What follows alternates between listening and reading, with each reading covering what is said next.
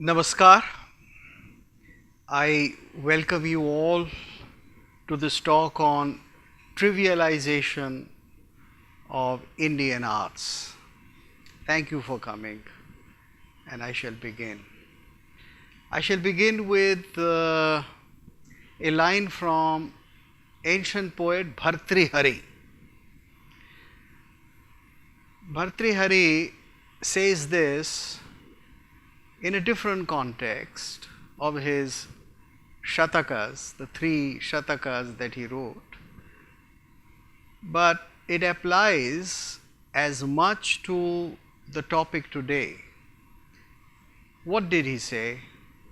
Dikkaladyanavachinna chinmatra murtaye swanabhutyamekamānāya namaha shantaya tejase. So this is a routine worship which is done when you start a particular book and you write. And we are starting on a lecture today to a relevant topic, so this is obedience to Shiva as well. But what kind of obedience, what kind of prayer or worship? Namaha Shantaya Tejase. I bow to this most peaceful Teja, to this power. And what it is? Dik, Kal, Adi, Anavachinna. Not covered by space, time. Dik, Kala, and various other material aspects of creation. It is unaffected. Dikkaladyanavachinna. And in itself it is chinmatra. It is consciousness only. Chinmatra murtaye. But see the use of the words. It is chinmatra consciousness, and yet it is a murti. It is a form. It is consciousness, but form also. Chinmatra murtaye. And what else is it? How it is known? Swanabhutimekamanaya. It is known only by swanabhuti, self-experience. It is not known if somebody else tells me what it is. Unless I myself know, experience, swanabhutim ekam.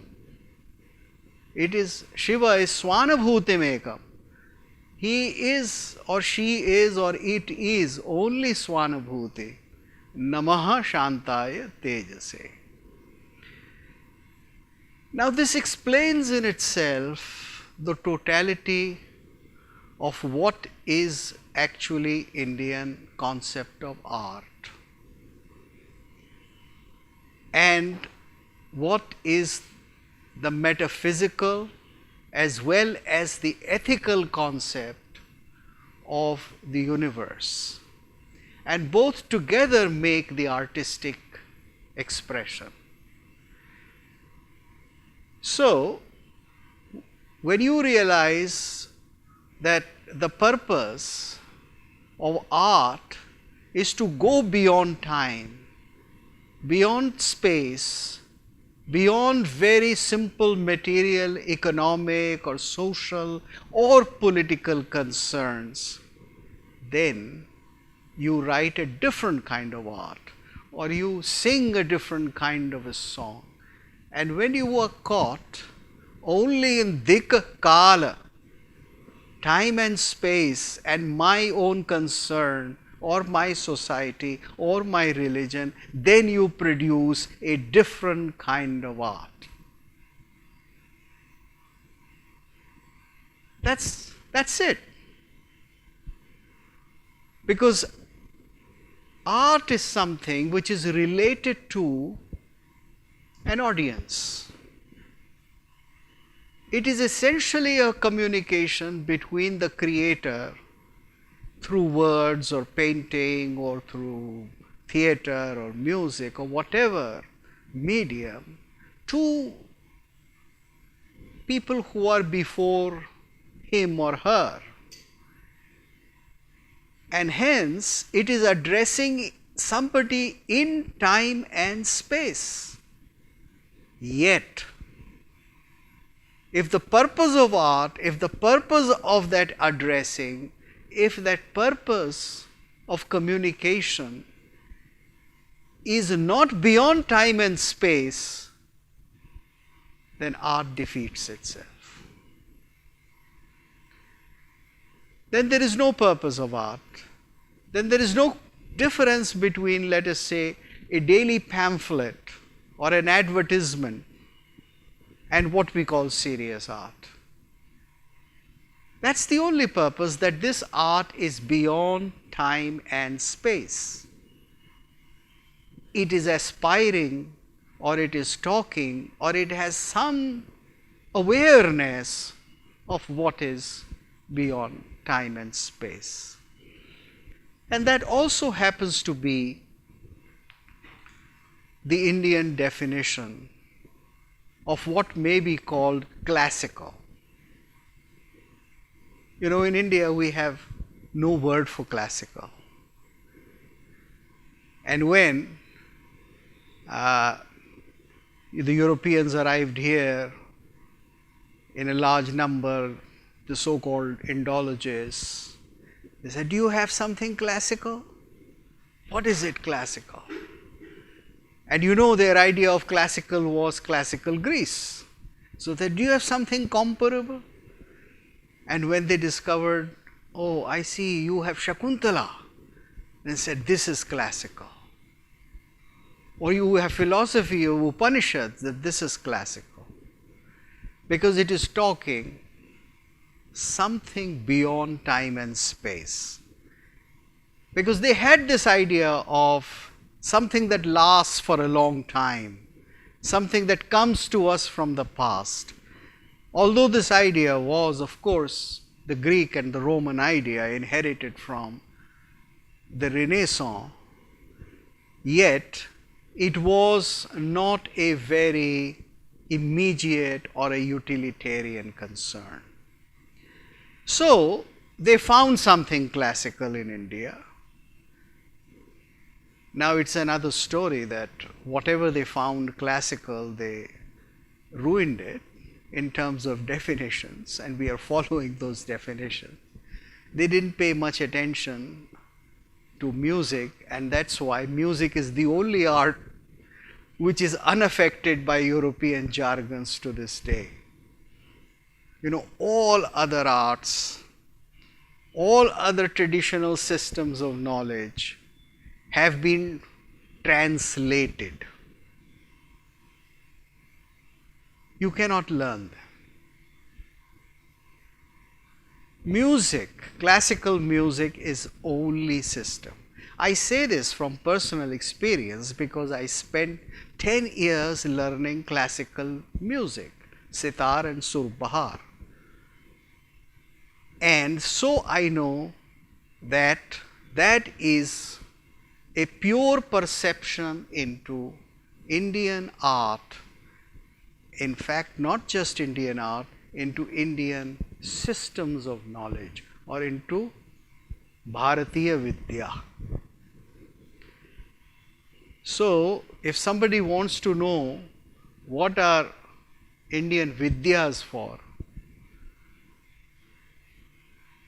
what is the prayojan of Indian Vidyas, then perhaps today experience of music, if not learning and going through a sadhana of music, but a deep experience of music, whether it is the Vedic chant, Samgan, etc., or it is some other art form surviving in some whatever part of the country, that alone gives you an experience of Indian art. Now, having said that, I must come back to today's topic, trivialization. trivialization of Indian arts, because that is our primary concern. Why it has happened and how it can be stopped. And I am going to make 5 points about it and talk to you in the next 35 or 40 minutes. The first idea of Indian art was that arts must be elevating.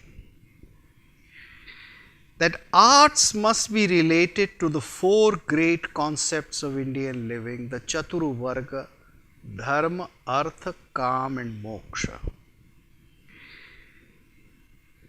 That arts are to be pursued manasa, vacha, karmana, through the mind, through the speech and through the action. Every action that I do, that must pursue art. Art cannot be just ornamental. It is not for just decorating my life. It is not just for giving me a class. It is not just for making me elite. It is essential. That's the second point. The third, the new education policy, and of course new begins with Shri Jawaharlal Nehru and continues to be new even to this day. So, the Indian education policy since independence, irrespective of our political parties and their manifestos and their ideologies, continues to be economic centered, not culture centered. That it is rooted in some kind of almost a mumbo jumbo type of interpretation of the scientific temper, and hence it takes us away from all kind of swanabhutis or deeper experience. Third point that was. Fourth, that we must come out of the illusion that culture should not be a priority, but economics should be a priority. You know, we still live under our whole dispensation, even the present day, that in life planning for economics is the first. As a matter of fact, I shall talk in terms of art and art history that it's the other way around. If you have culture, you have great economy, because culture generates economy. And finally, the fifth point, artists are tuning now, unfortunately, Indian artists, to cater to Western cosmopolitans, and their art is being seriously damaged as a result of that. These 5 things are responsible for trivialization of Indian arts, of bringing them down from its serious prayojan, serious purpose, to a very trivial one. Now, to each of them one by one. You know, when we talk of arts in India, we have no choice but to remember rather, the Natya Shastra. And there is a story there which I think has a lot of meaning, that Indra goes to Brahma and says, Kridaniyakam ichhamu yad shravyam cha drishyam bhavet. I want something to entertain me. I want a toy. In Sanskrit, Kridaniya can be translated as toy. I want something entertaining which can be seen and heard at the same time. Yacha drishyam cha shravyam bhavet, which can be seen and which can be heard. In other words, I want an art form or I want something to entertain me, which I can hear and see at the same time. And then Brahma gave him the Natya Veda. And he said that this Natya Veda is the fifth Veda. Now, under our influence of Western systems of knowledge, we kind of don't appreciate the different categories that have been made for our classical or ancient texts. And therefore, we don't see the seriousness of the point that Natya Veda was made the fifth Veda. Brahma made Natya Veda and he called it the Pancham Veda, the fifth Veda. And he said because the four Vedas are not easily available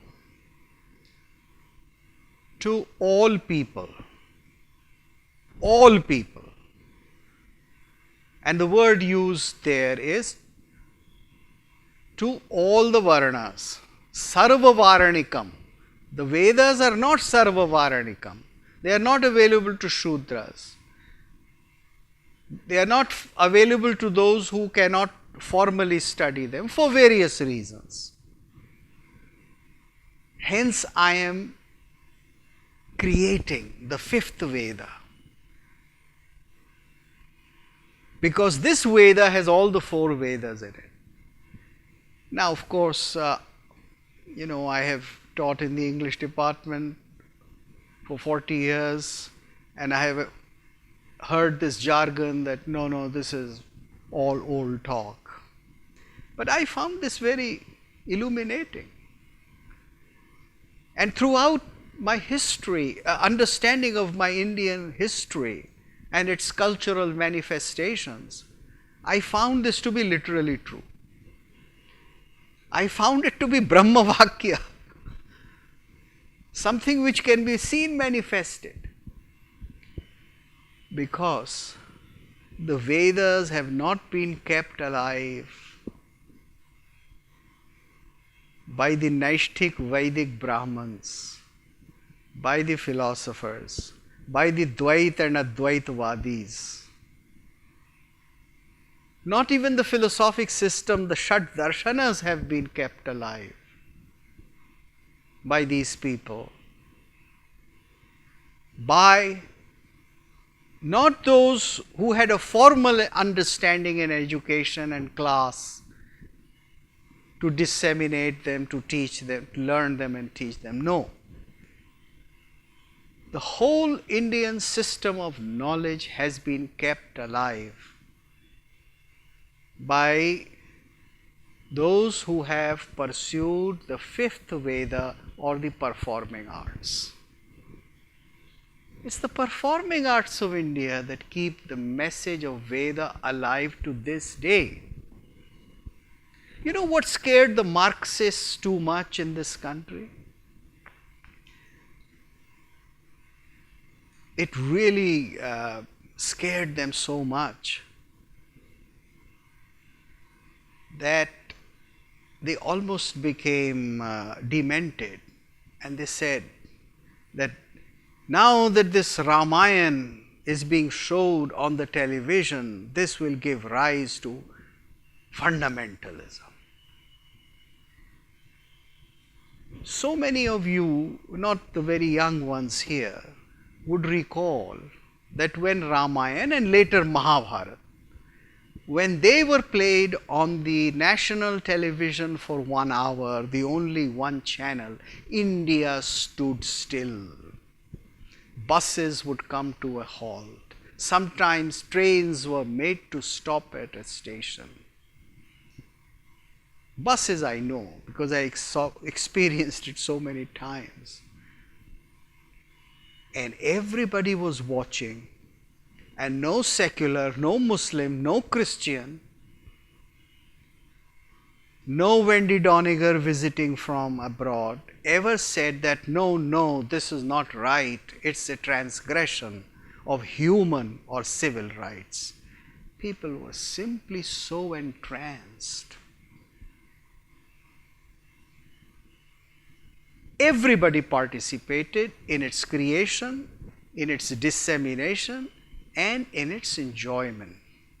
They all experienced the one and single rasa of the performance of Ramayana and Mahabharata. Because in experiencing that rasa together on television, they were transported into a new, higher level of inner understanding there and then, a new Swanabhuti. Nobody can question that Swanabhuti. The Marxists kept on questioning it, just as they kept on questioning the temple under the Babri Masjid. And they left and they lost in both the cases. Because pratyaksham kim pramanam, that which is before your eyes does not need a proof. People experience the rasa. The fifth Veda was in operation. It was not a spell of some evil Brahmins which they cast from 7,000 years ago. It was there on the streets of India, right from Kanyakumari to Kashmir and from Jagannath Puri to Dwaraka Puri. I am just telling you something factual from very recent history. So the fifth Veda lives. Now, the fifth Veda has certain ideals, and it is stated there. I will not go into it, we have other points to cover, that it is for 4 aspects of life. It is educative. It is not just for Swanabhuti, it is not just for enjoyment. It is not just that as a 7-year-old I want my own television to go into my bedroom and see a Japanese cartoon, and my mother will go and see a colors series, and my father will listen to the lectures of Professor Bharat Gupt. No. It is an entirely different purpose. It does not permit people, it does not think of giving them their own tablet or their little space of enjoyment. It talks about things which everybody can see. Natya Shastra says, please produce such plays which not just a family but a whole community can watch. That calls for a special lecture to explain, but a whole community can watch, not just that it will be only for a particular class. You see what has happened today, the Indian films in 50s were not for a class, they were watched by all classes. I have enough adult memory from 56 and 57, I mean not adult but all near adult memory, to see that great films like Mughal-e-Azam or Mother India were watched by everybody. That's not the case today. I wouldn't like to go and see PK or something else which just comes out of one of the Khans, only to be given to the lowest level of population for some kind of a frenzy, for some kind of a very quick entertainment which you enjoy for a week, for 10 days and then you forget. Mughal-e-Azam was a film which ran for 1 year continuously. In other words, and that a at that time, at that economy, everybody wanted to see it. And it did not raise any controversies. And everybody knew that this is a story, that this is not history. And yet it had the power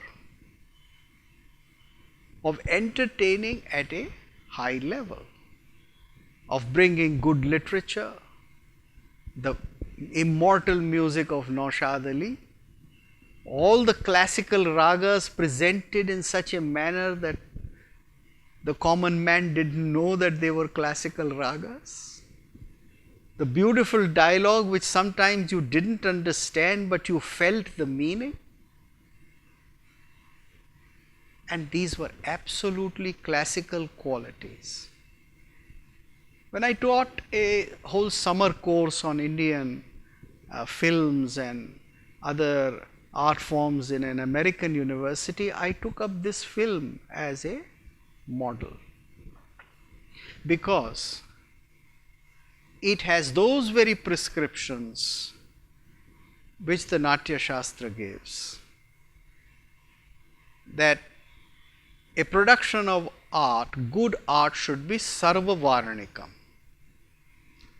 That those who are highly intellectual, those who are given to very mundane pursuits like administration or making money or just earning money through service, everybody, all the Varanas should be able to enjoy and get some meaning out of it. And that meaning should be the meaning of dharma. Now, one of the things that Natya Shastra has enshrined is the idea of rasa. That art is something that provides us an aesthetic enjoyment. But how is that enjoyment different from other enjoyments in life? It is indeed an emotional enjoyment. But is it just an emotional enjoyment? Is it something without thought? That is not so. Because if it is without thought, then it can be dharma as well as adharma. It has to be very thoughtful. It has to be a right choice in order to be dharma, to take you away from dharma. And so you must be trained to enjoy things which lead to a better life. And it must cover all the 4 ashramas of life. It should not be just oriented towards moksha. It should not be only religious, or it should not be merely spiritual. But it should also be related to very mundane concerns of sexuality, enjoyment of the senses, kama, purti as well, because dharma, artha, moksha have also kama as one of the purusharthas. And great poems have been, and all Indian art has been concerned with this, that it is through the mundane that we approach the highest. Now, the Natya Shastra therefore laid it out very clearly in the doctrine of rasa. And it said that rasa is to be taken in acts which are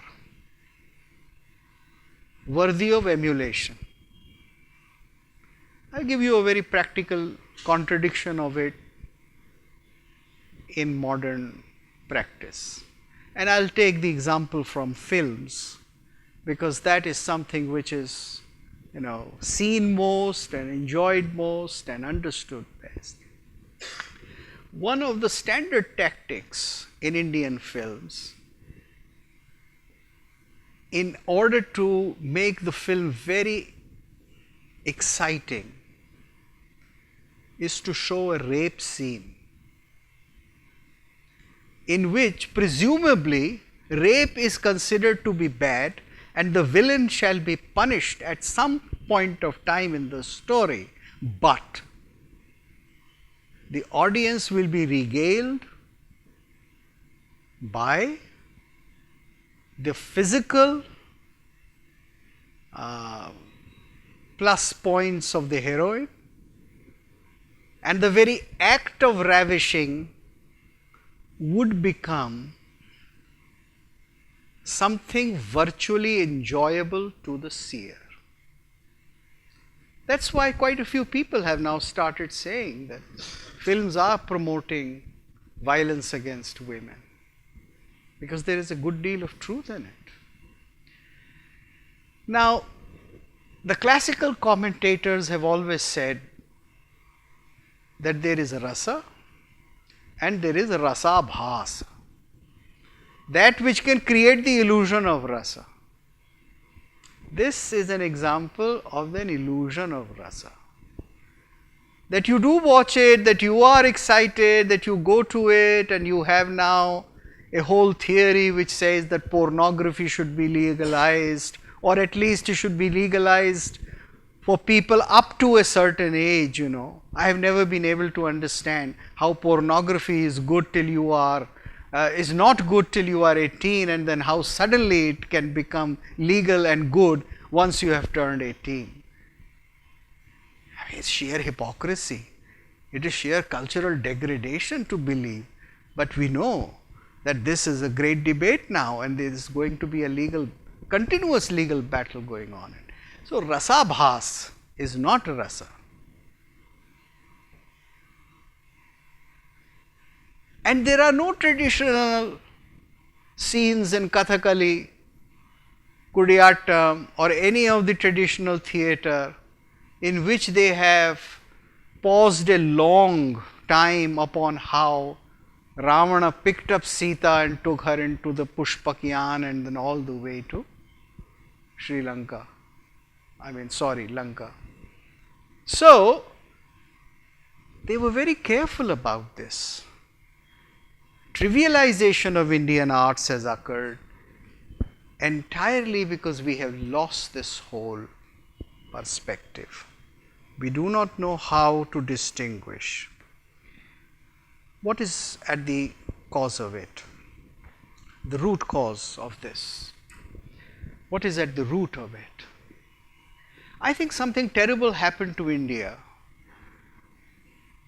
under the European influence when the new education came up with the British, and it argued and practiced that arts are ornamental, they are not essential. You know, for the Greeks it was a different story. Arts were essential. The young Greek boys in the morning would go to gymnasium, where of course they will take off all their clothes. They will become gymnoi, that is gymnos, that is naked. The word gymnasium of course means a place for the naked. That's the literal meaning, and that's what happened. They did their exercises, including dance exercise, because they were essential to do all those postures and fighting positions which a soldier would take up in war. So, there was a practical utility, a practical application of dance, and this was true in India also, right up to Kalairepattu and all these systems where dance was essential for the man. So, the British brought in the idea that men don't dance, they don't move their backside, it stays stationary, that men shall not be emotional, they will never cry. It maybe in India, Kalidas could have described a king crying over his wife, Vilalapasa Vashpa Gadgadam. A king crying over the death of his wife. But we all project those very austere images of Mahatma Gandhi sitting beside Kasturba's body. That's the Hindu mind now after British education. Like a man, we will not cry. And so, what happens is that art becomes outside education. To this day, since 1932 Minutes of Macaulay, no Indian university gives a proper degree in any of the traditional arts. Even the National School of Drama, where I was a visiting professor for 25 years, only gives you a special certificate, or the Kalakshetra gives a special certificate. No university gives it. No serious, and if some universities give here and there, no artist takes cognizance of that degree. In other words, formal education was deprived of all the arts like music, like dance, and various other vidyas. All the traditional vidyas, but essentially the so-called arts. Now, when that happens, then we have the banishment of the practitioners of Indian art from the systems of teaching. So now in the Indian system we have a new Varna Vyavastha, where the Anglophonic professor or even the Hindi or Telugu or Tamil professor is the one who is in the university drawing the UGC salary, and maybe a great mridang player or a sitar player or a dancer is somewhere on the periphery looking for students to come to him or her in the evening to acquire Indian culture. Now, there are great stories of survival. All the Tamils who were banished from Tamil Nadu as a result of Dravidianism, they went to United States, and dozens of highly intelligent and marvelous hard-working women opened school for Bharatnatyam, and those schools have become the centers of Indian knowledge systems.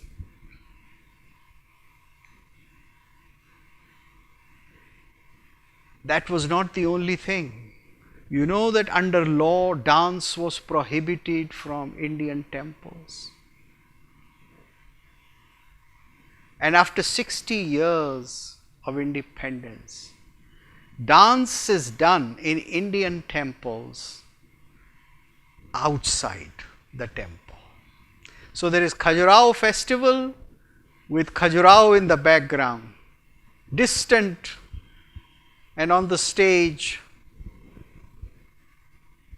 Panigrahi and Padma Subramaniam and all the great dancers are doing the performances. But I have yet to see either at Jagannath Puri or at Tirupati Balaji or at Chidambaram, the Lord of Dance, that temple, a dancer doing dance as Archana right in front of the Lord, because that was Indian dance. All the dance which is now preserved is temple dance, because Indian theatre disappeared around 12th century. There could be no urban theatre in India once the Islamic rule came in. It was banished. When Professor Romila Thapar said that there was great patronization of Indian arts in the Islamic period, I asked her, was there ever a theatre performance sponsored by an Islamic king? I'm still waiting for her answers. So it was not just the British who banished the Natya Veda and hence the Natya Shastra. It's a very deep and a long, exhaustive subject as to what great damage was done to Indian Vidya, system of knowledge, and hence to Indian life and all the institutions, including our mathas, our spiritual centers, our ashramas, as a result of the banishment of Indian arts, especially the performing arts. Even Baba Ramdev has not paid much attention to the performing art as yet. Some gurus have. They do wonderful things and miraculous things like 1200 people performing on Veena at a single place. Okay, it's good beginning. It's a marvelous gesture to associate the power of music with the power of philosophy, but much more is needed. So much more is needed. Because if you look at descriptions of some of the old acharyas, particularly like Acharya Abhinav Gupta, then he is shown as somebody at the feet of whose there is so much dance and music, and he himself is playing the veena. So the unity that you see, the unity of the book and the veena,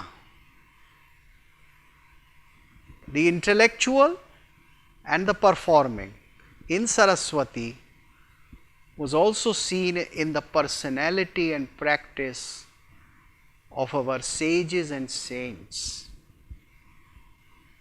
Some of the best commentaries in musicology come from Jain saints, ascetics. People were writing on aesthetics, not just on Vedanta, not just on moksha granthas, but on performing art granthas.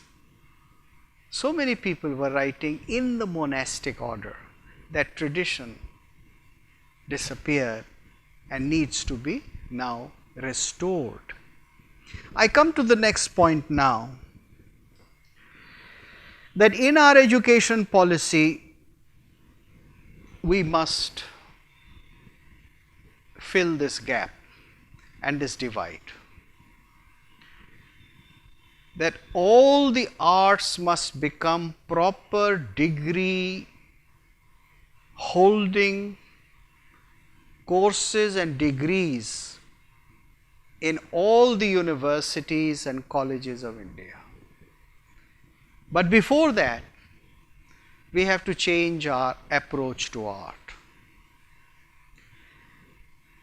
We have crossed over the first hurdle, happily so, since independence, that artists and art has become respectable.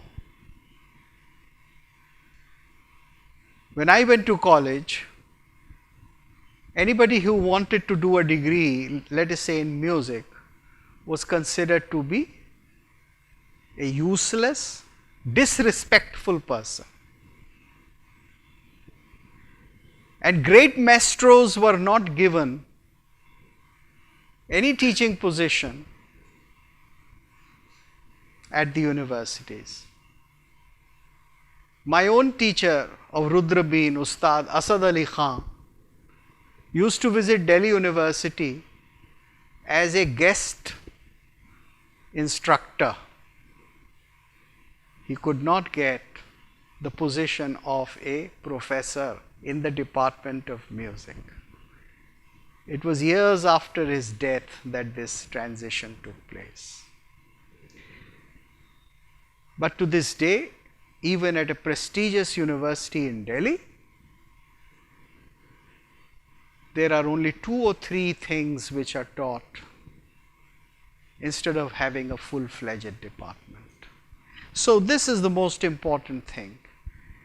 Now that we understand and we know that artists can make a living and a good living, that they can have careers, we should bring in arts into formal teaching and undo, because then you will be able to have a break on trivialization of arts.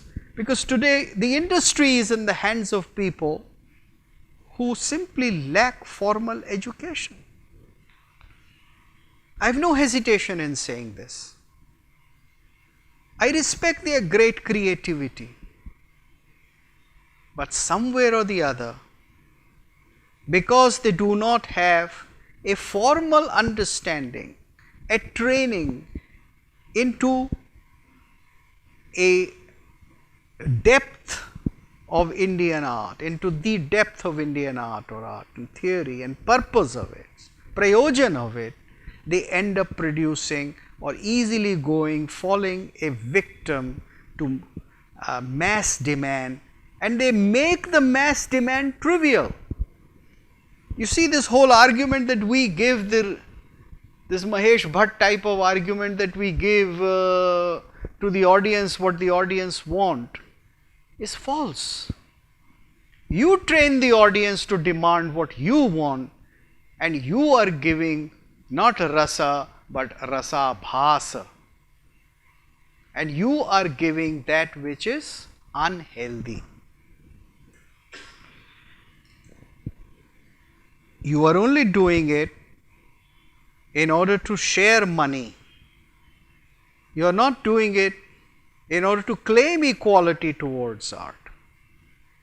If we were claiming respectability and equality in art, then we would have said that if 5 Pakistani singers and performers come here, then 5 will go from India to Pakistan.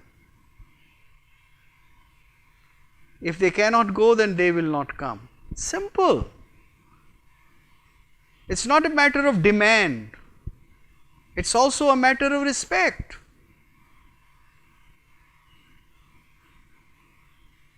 Because the governments are there with certain agreements, agreements of culture, mutual exchange dependent on culture, cultural agreements.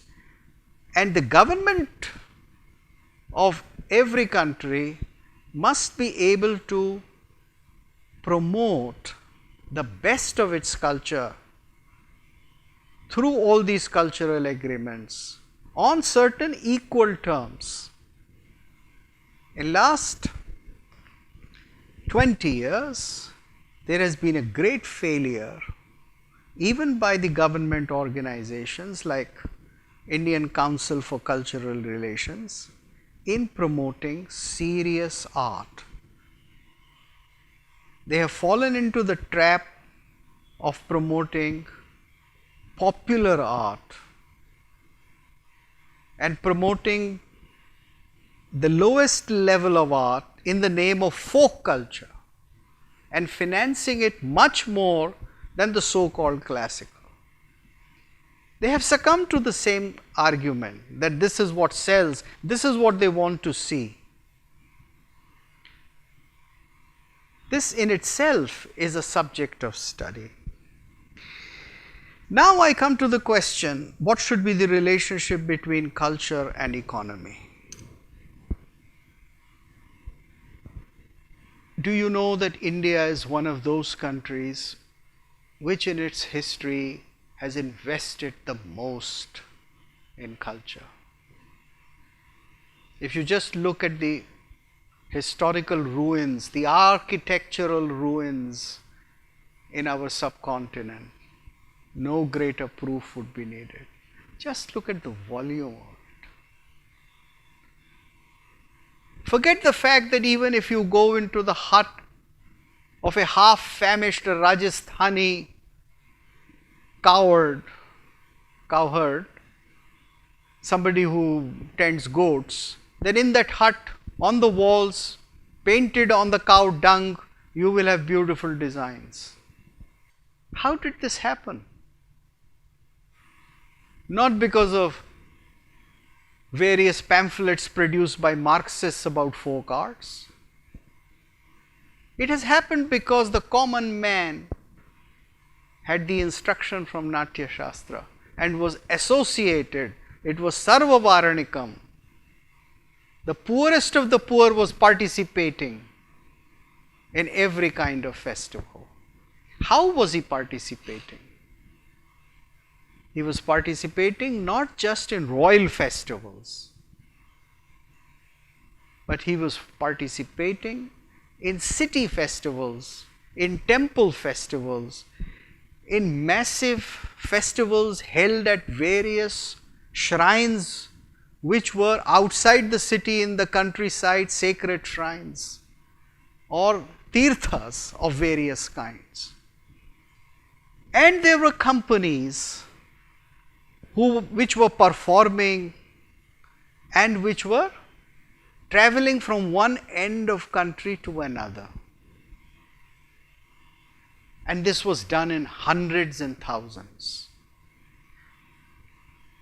The temple culture of India was the greatest promoter not just of the intellectual tradition of Pandits and grammarians and Asthan Vidwans, or the dancers, or the musicians, but also of the great economy. Of millions going to these festivals and the economy that was generated. A couple of times I suggested to some professors in Delhi School of Economics that maybe they should try and get a PhD student in an area like that. And they stared back at me as if they were talking to a madman. They never thought that this could be the subject.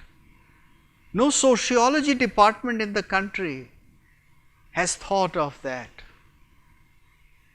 That these were arteries through which the lifeline, the lifeblood of India flowed, and they promoted economy. That was the consequence of art. That artisans could be taken from one end of the country, housed at another end. So if a great temple were to be built in Odisha, let us say like the Jagannath temple or the Puri temple or the Konarka temple, people came from all over India. Artisans came from all over India to do work there. And there was a system of bringing them. It was not something arbitrary. We have forgotten all those systems today, and they were sustainers of the economy. So I think the present day debate which is going on today, that should we first pay attention to the cultural aspects of India or to the economic aspects? Should the cultural agenda come to a standstill once we achieve the great economy and we become an economic success, everything that we do culturally will become highly respectable? In my opinion, that's not true, because there are many pitfalls, and I'm going to talk about that pitfall now.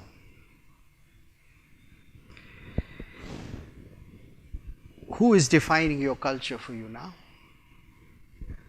Who has a monopoly over the study of your Indian text today?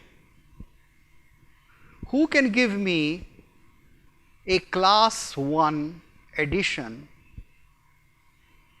of some of the major Indian works, whether of philosophy or of economics, from Indian universities. So the very important question is,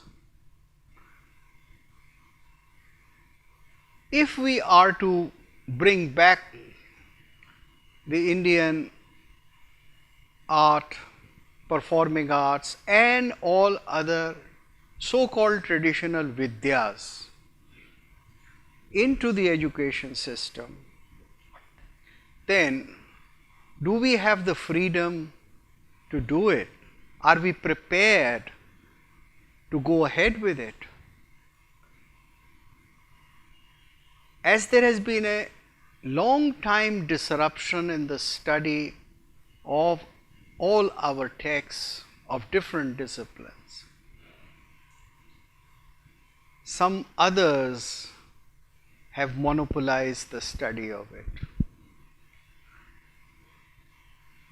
And the study of it is being done outside the country, in the countries which were either our colonial masters or have inherited the power of the colonial masters. So the texts of India today have been ignored by Indians for a very long time, almost for 600 to 700 years, when the great universities like Udantashila, Nalanda and other universities were wiped out. And then when at the local ashram system, extremely little patronage was provided after the arrival of the British, hardly any. So what we have today is only a revival of the printing of the texts in 19th century, the period of so-called Renaissance, Indian Renaissance, which was not really a Renaissance. So we did print our texts in different languages. Somebody told me that India printed more books than Europe for 50 years, but there has been no study of it. Now when the study of it has been monopolized by Europeans and Americans, then do you think we will be able to revive our own traditions in our own universities with a free mind to our own need? We can only benefit from the massive and exhaustive studies that have happened in Europe and America, provided we have our own perspective. Otherwise, we are a victim to their perspective. We will not have our way of connecting. Now, unless this is achieved, we will have a continuation of the trivialization of the Indian arts, because the definitions of what is art is coming and affecting the Indian tradition to make it less and less Indian. In practical terms, I have seen in the past 20 years that not only the theory of what is Indian art and definition of what is Indian art has shifted to universities and centers outside India, but even the practical patronage to Indian arts has in some serious way shifted. The Indian performing artist now tailoring his or her art to perform it at festivals held in Western metropolitans. The whole art form has to be resized, cut and pasted so that it can be performed at either the Edinburgh Festival or at New York or somewhere in, because that's where the money is. And then the Indian performing centers follow those models. Give you a very practical example. The morning ragas in North Indian music are not heard very often today because there are no concerts in the morning or at even 10 or 11. So you cannot hear Miya Ki Todi or Gurjari Todi by a great performer, and great performers may claim that they still know it. But if something goes out of practical performance, we all know that it goes out. It goes out of the repertoire. So I do recall 40 years ago Kumar Gandharv performing these ragas. I do recall Bhimsen Joshi doing it at 11 o'clock or 12 o'clock, and it was held all over India. Now, it's hardly done anywhere. It is done in Tamil Nadu, in Chennai, but then North Indian ragas have a limited place there because they have to perform their own music as well. This is how the great change is taking place. People today are more anxious to tell Othello, the story of Othello in Kathakali, than to acquaint young children with what was really Satyabhama Kalapam, or what are the finer details of Duryodhan thinking what will happen to him in the war in a Kudiyattam scene. Because it is the patronage that has shifted, and hence the audience is new, the audience is different. And as I said at the very beginning of this talk, a particular performance, every performance is determined by the audience, because the audience keeps the art alive. And if the audience has changed, or if the audience is no longer in a position to discriminate, if the audience does not want a rasa but only rasa bhasa, then the art will lose not only the four ideals of dharma, artha, kama and moksha, it will lose the practical methods of achieving it. It will lose the very techniques of achieving those effects. There are not many performers today who can sing for 8 hours at a stretch or perform.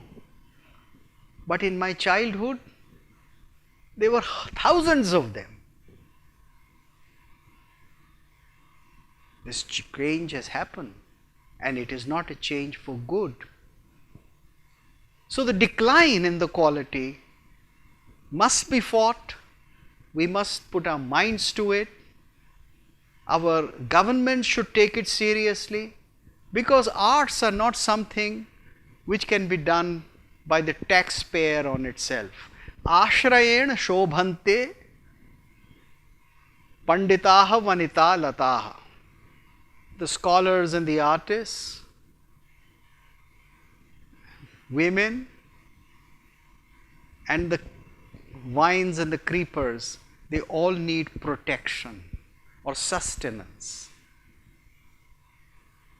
So unless there is a very strong effort now to recreate the new sources of sustenance,